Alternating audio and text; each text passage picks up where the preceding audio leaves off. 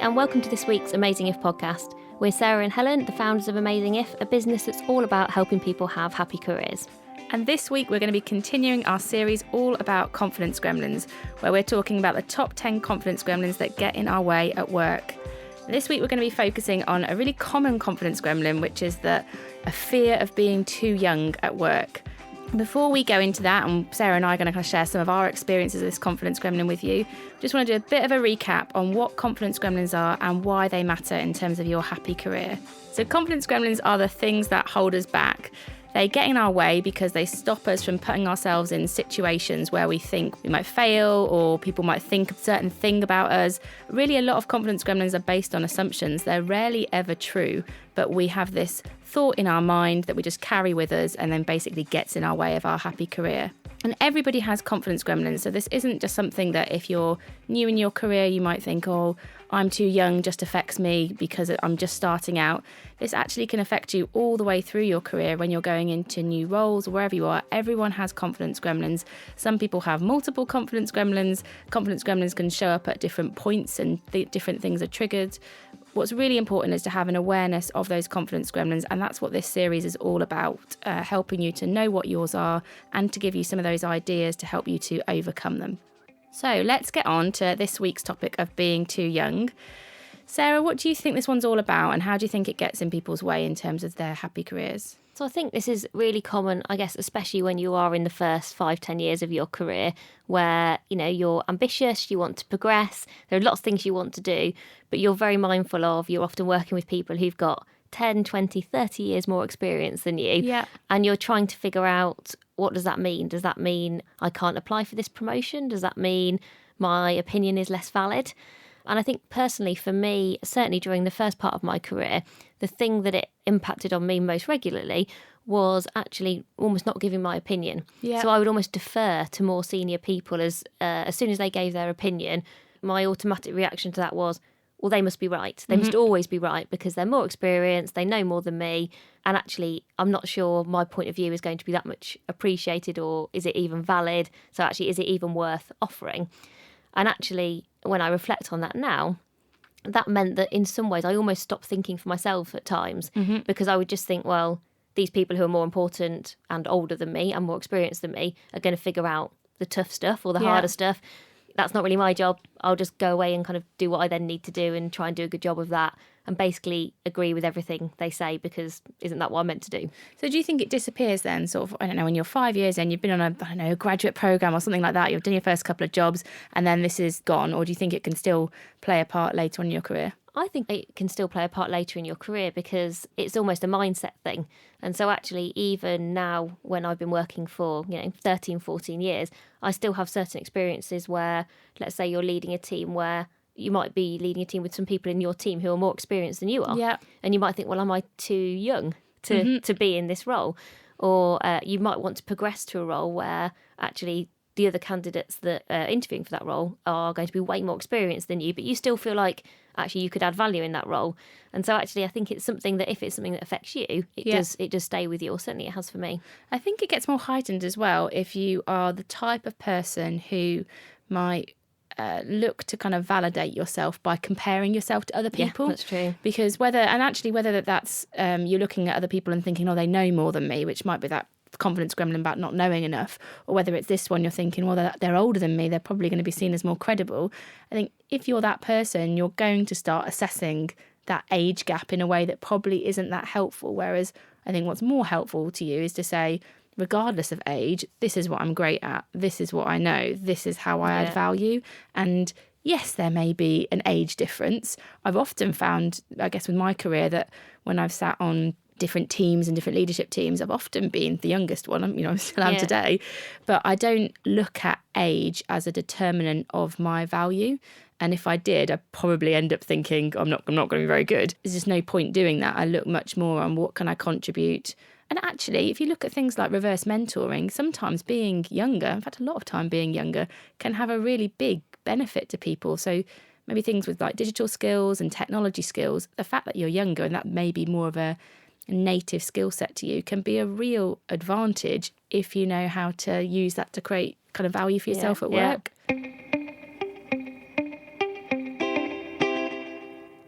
think another challenge can sometimes be this confidence gremlin, if it is one that you experience, can be reinforced by other people. So you can sometimes get feedback, people sort of saying, well, you're still early in your career, or you're not experienced enough to do this role, or you might get feedback on something where maybe you've not been successful in applying for a role, and they sort of say, oh, we're going to go with a more experienced candidate. And that can feel really frustrating because basically you can't make yourself older. Yeah, very true. And actually, I now really try and avoid ever giving that feedback to somebody because, to your point about comparing and contrasting, yes, somebody might have more years of experience, but I think years of experience doesn't necessarily equate to value or being able to offer value. Somebody with more years of experience might offer more value because of some of the brilliant things they've done, and that's absolutely fine. But they are it's a slight nuance, and they are different things. And I remember getting quite frustrated, and have been quite frustrated a few times in my career, where I've had that kind of feedback of almost just like, oh, you just need to sort of bide your time and get a bit older. Yeah. And I was like, all right, so I just basically just need to sit and wait. And then that almost kind of grows the gremlin, I think, in your mind a bit. And you think, well, this is a big deal because people are almost telling me that it is a big deal. Whereas actually the reality would have been that I wouldn't have been right for those roles, but not because of my age, but because I maybe hadn't done that job before, delivered a job in a certain way, or maybe hadn't got experience of leading teams of a certain size and needed to do something in interim. So it was just that sometimes as well people can talk to you in a way where you think, well, actually, maybe this is real and this is actually causing a problem for me in my career. I think that's kind of touched on a point I think is really important for people who might have this, is not to be defeatist. Because if you're thinking, I feel like I'm too young, I want to do that role or that opportunity, and I've had that feedback that I've not got enough experience, and then you could get into a bit of a cycle then of being a bit defeatist and saying, well, I can't change how old I am, I can't do anything, etc., etc. It's all out of my control. It's all out of my control. I don't agree with that at all. I think if you are getting that feedback, and like you say, sometimes it might be valid, I think the really important thing to focus on is, okay, well, how can I evidence that I'm ready? Yeah. So it's not about that I'm old enough. I think it's about that I'm ready. And that might lead to you to look at opportunities maybe outside your job. So you might think, well, could I volunteer for something else in work that I can do alongside my job? Could I do something outside of work that can evidence this skill set, so that you are able to go back to that kind of feedback that you might be getting, which I think it's rare that people will come out and say to you, you're too young, but they might say, look, you just haven't got enough experience yet at that role, and you might be implying that meaning behind it. But then you can come back and say, well, it might look like that from the role I'm doing at the moment, but let me present you with some of the things that I have done in this job or outside this job that can show that to you. So I do think there's a lot in your control, and if you feel yourself going in that kind of slightly defeatist cycle, it's much more positive for you to think, well, what can I do to prove that experience? And that's sort of the approach that I think is one of the practical bits of advice that I give people in terms of when you're thinking about the roles that you would like to do and you're potentially being held back because you do think, I'm too young, I'm not really sure, but actually you would like to do the job and you think you might be well qualified for that job. Really almost do a bit of a forensic view of what does that job need and what do I have to offer, what value do I have to offer, and then be very specific about what your strengths are, what your experience has been and where you've got that experience from, and think about what you could bring to that job that other people couldn't, because that's ultimately I think what you've got to try and be very clear about. I was even talking to some people recently, actually somebody who is very new into her career, and if she applies for this role she wouldn't be the most experienced person applying for it. She was sort of saying, how's that going to work? And I just said, almost don't worry about it, because you can't change that. But what you can talk about is some of the things that you will have that just other people don't. So whether that is, are you a particularly curious person? Can you demonstrate that actually you will bring a load of curiosity into that role in terms of things that are going on elsewhere in other organisations, thought leadership? Are you kind of particularly interested in social media and how that works, because you might be more kind of digitally savvy than some of the other people in that team? Have you experienced some ways of working that you could bring with you to that team? So I think really, really think about the value that you add. Somebody once said to me, you almost don't get paid for your time at work. You get paid for the value that you add. And so therefore, somebody is paying you every day for that value. What is it? What is that value? Yeah. And are you making sure that you're giving that day in, day out to your organisation so that they're getting their money's worth? Which you kind of go, that's sort of fair enough. Yeah. So in terms of practical things people can do then, so they can't just advance a couple of years onto their birth date, but they can get forensic about their role, the role that they want to do, and they can kind of think about what value they've got at the moment to bring to that role.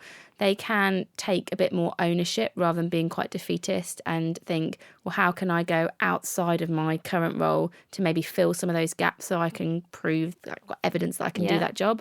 What else do you think people can do that might have this confidence gremlin that might be getting in their way? I think back to, you mentioned it briefly, this idea of reverse mentoring. Yeah. I think you don't always have to be kind of older to be able to offer people help or volunteer for things or to be able to mentor people. I've seen people do some brilliant mentoring of people on boards who maybe want to learn about kind of digital expertise, and actually they've got mentors who are very young in their career, or people who just come from a different background or a different context. So I would think about, what other value could you add that's maybe like not directly part of your day-to-day role, which you sort of broadly mentioned. And I think you can do that in loads of different ways. Mentoring might not be the right thing. It might be that even small stuff like, think about the things that are the problems that almost your organisation or your team have got that are a bit annoying to solve. Because I always think if you can help solve some of those, even if it is a bit annoying for you along the way, that helps to demonstrate that you have kind of breadth and that you can do more than just your kind of day-to-day role, and that you've got the maturity to understand how to make that happen and what that might be. And I think that can be tiny things. Like I've seen people organise like office moves, and actually an office move is a load of hassle, a load of, annoying like organisational admin, etc. But if someone sort of puts their hand up for that and makes that happen and sorts out all the logistics, you've suddenly just demonstrated that you can help facilitate change, you can galvanise loads of people to do what they need to do in a short space of time. You're prepared to do some of the stuff that maybe some other people are not prepared to do. So you're quite resilient. So I think just think about how you can build almost your CV every day, every month, every week. And that doesn't always have to be part of your day job. You just made me think of another idea, actually, which runs a little bit contrary to the thing I said about don't compare yourself to other people is not particularly helpful for you. But I think if you think you're too young for something, so say you're going for a new role and you're looking at the people that would be your peer set in that new role and you think, oh, I'm too young versus them. What is it about those people and how they behave that makes you think that they've got kind of the right level of maturity, let's say gravitas in their job? Let's not make it about age, but that they're able to have that impact that you think, oh, I'm too young, I don't have it. And I think maybe if you can articulate that, so maybe it is gravitas, they just got impact when they walk into a room. Maybe it is, well, they know the business inside out. Maybe it's that they've got a really good network across the business. Yeah. If you can maybe take it away from this concept of age, which is just a bit of an arbitrary thing. If you look at like people like Mark Zuckerberg, like age shouldn't be this thing that is the determinant of success. But whatever those people have, who you're looking at that you might be comparing yourself to, just try and understand what is it in your mind that makes you think you're too young versus them. And if you can get quite specific, then that then becomes an action for you to take that you can do something about when you can't do something about your age. You can go build your network if you think that's what gives you maturity at that next level. You can go and think about how you develop gravitas in different situations. And I think thinking about less about age and more about the appropriate level of maturity you need to demonstrate, again, is something you can do something about. Yeah, and that then feels just much more actionable and a bit more motivating. Yeah. The other thing I would say, which is a kind of slightly different nuance to this area, is sometimes where you maybe have been successful in a role and you are a bit worried that you're a bit too young, or you maybe have this sort of fear anyway, you can go out of your way to try and prove that's not the case. Yeah. You're like, I'm going to work longer hours than everyone else. I'm going to do more work than everyone else. I'm going to speak in every single meeting. I'm going to dominate every meeting. Just you're sort of constantly proving yourself, often not quite in the right way. Yeah. And I think really think about whether that's something that you can recognise in yourself, because that's also not the way to demonstrate that you have the maturity that you just talked about. I don't see, personally, I think in the organisations and the cultures we all want to work in, it's not the people who are always working the longest hours. It's not the people who are taking on the 15th project for that month, who are the people who are then the most respected and the people who are naturally there to get promoted and progress, etc. Sometimes actually you have the opposite effect.